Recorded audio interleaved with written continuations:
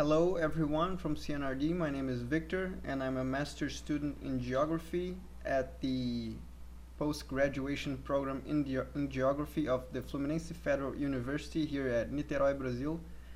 And today I'm going to teach you all how to process topographic field data in order to acquire a river cross-section or a river transverse profile. So here on the screen you can see a simplified topographic survey sheet. The topographic field sheet I basically digitalized into Microsoft Excel. This is the software we will be using today. And on the top we have some basic information like the project or the monitoring project. This particular project was held in Macacu River in Rio de Janeiro state. The monitoring point or the name of the cross-section, the monitoring cross-section, in this case we called M1, the time, which we did not collect, and the date. This profile was surveyed at 12th of March 2012. And here you can see the main columns of the topographic profile. The horizontal distance and the vertical distance are measures acquired by the total station during the field survey, as the total station is our ground reference while we are surveying the cross-section. Other important information on the profile we note in the observations column. And you can see here there is a first one called topographic mark. A topographic mark is a ground reference for further monitoring. And also we have information on total station height and prism height, and also where the margins limit of the river are.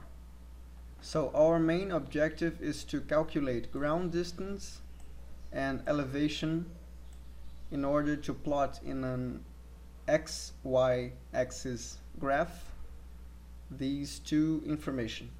So the first thing we have to do is to calculate total station ground distance and total station elevation in order to calculate the other survey points.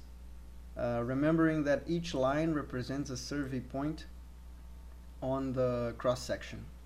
So let's start with the ground distance. The first thing we have to do is locate the total station in the profile, which is here, and select the ground distance cell corresponding to the total station position, which is this one, and we will apply formula number 2 described in the slide presentation, in which the total station ground distance equals to the ground distance of a known survey point, in this case at the topographic mark. The topographic mark is a previous information collected the first time we surveyed this point. So the known ground distance would be 7 minus the horizontal distance of the same known survey point, which is minus 13,91. Okay, so now we have the ground distance for the total station. Now what we have to do is calculate the ground distance for the survey points for the forward view of the profile and for the backwards view of the profile. The formulas are the same. We have to apply formula 1. So let's start by calculating the ground distance for the survey points located in the backward view of the profile. So we click on the cell of the next survey point and we apply formula 1, in which the ground distance of a survey point is equal to the ground distance of the total station, which is the ground reference in the terrain, and we will press F4 in order to fix this value, as we will replicate the same formula to all ground distance survey points. and we will sum to the horizontal distance of that same ground survey point. And now to replicate the formula, all we have to do is drag it up, and we have the ground distance for all survey points located in the backward view of the profile. Now let's repeat the procedure in the forward view of the profile. So the survey point ground distance equals to the ground distance of the total station. Let's fix the value by pressing F4, plus the ground distance of the horizontal distance of that survey point. So let's replicate the formula to all survey points in the forward view of the profile. Good. Now we have calculated ground distance. This is our x-axis in the cross-section profile, which we'll plot in a few minutes. Now, before calculating elevation, we have to remember that in the observations there is a notation in which prism height is indicated as 2 meters and 50 centimeters high, which indicates it was higher than the total station height. So what we have to do is calculate the difference between the prism and the total station and subtract of all vertical distance values of the survey points located from this point forward in the profile. So I have calculated it before, so you can see what's the final result will be, but I'm going to do the procedure with you. So first we calculate the difference, which is the prism height 2,5 meters less the total station height, which is 1,09. So the prism height was 1 meter and 41 centimeters higher than the total station, which means the vertical distance measured by the total station from this point further were overestimated by 1 meter and 41 centimeters. So in order to subtract this value, we click on the cell of the survey points and type equal the vertical distance of the survey point to be subtracted minus 1,41, and we replicate the formula by dragging it all the way further. Alright, now we have the corrected vertical distance of all survey points which needed to be corrected. Now, in order to calculate the elevation, the train of thought is similar to the ground distance. First, we have to calculate total distance elevation, and to do so, we apply formula 4 described in the slide presentation.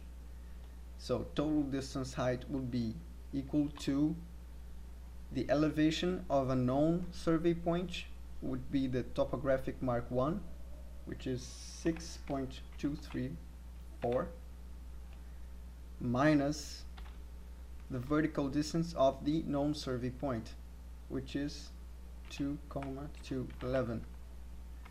So now we have calculated the elevation of the total station at the time of the survey, and now we can replicate the formula to all other survey points. So let's start with the survey points which were of which vertical distance had to be corrected. So the vertical distance of the survey point is described as formula 3, in which the vertical distance equals to the elevation of the total station, and we press F4 in order to lock or fix the value, plus the corrected vertical distance of that same survey point.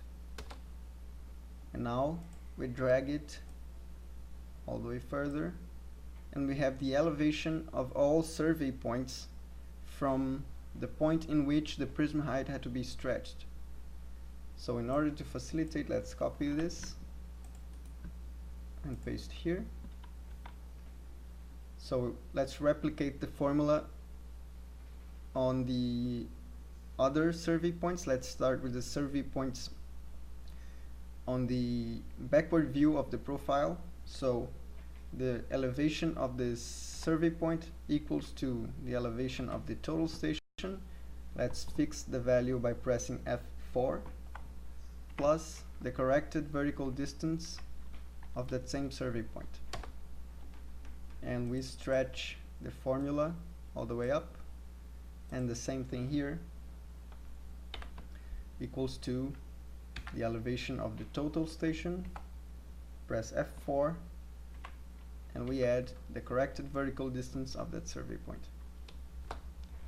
So now we have calculated the ground distance and the elevation of all survey points. Now in order to plot this cross section in Microsoft Excel, all we have to do is select the ground distance column from the base of the topographic mark, press Ctrl and keep it pressed, and select the elevation of the survey points from the base of the topographic mark 1. And we go here in Insert, Scatter with Smooth Lines. So now our topographic profile is represented in an XY graph.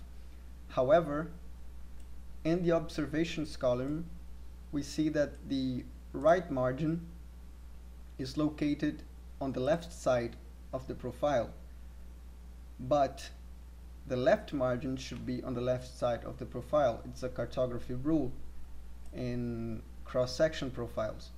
So in order to reverse the values, we left click on the x-axis, right click on it, format axis, values in reverse order. So now our graph is cartographically correct. And now all you have to do is edit your graph, like for example formatting our data series, in order to be cartographically accurate. So I like to put it in orange because it represents Earth. And we also have to put the water line to represent our profile. So in order to put the water line, we select the ground distance of the right margin, which is 28.99, and the ground distance of the left margin limit, which is 51.53. We copy them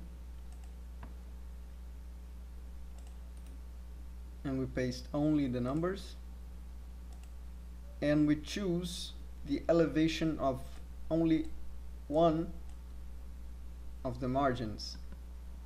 I will select the left margin limit, which is 0.985, and we paste only the values. Now in order to plot this on the same graph, all we have to do is select the graph, right click on it, select data, and add another data series. So our series names will be waterline,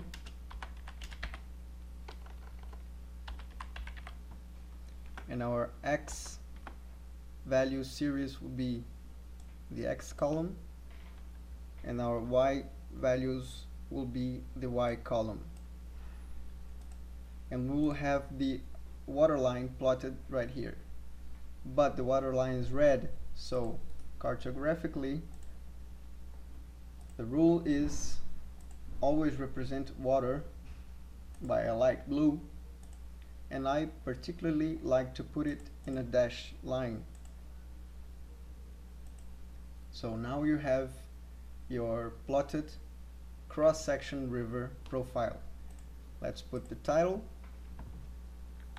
Macacu River, which is the project, M1, which is the monitoring cross-section, and the date, which is 16 of March 2012.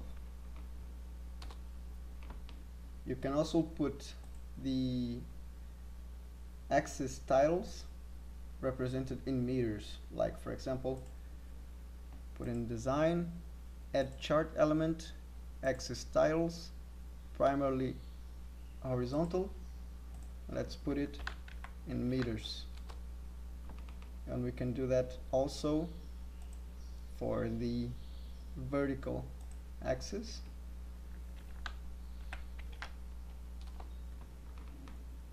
And there you have it. This is your river cross section. Thank you very much. I hope you enjoyed it. See you all soon.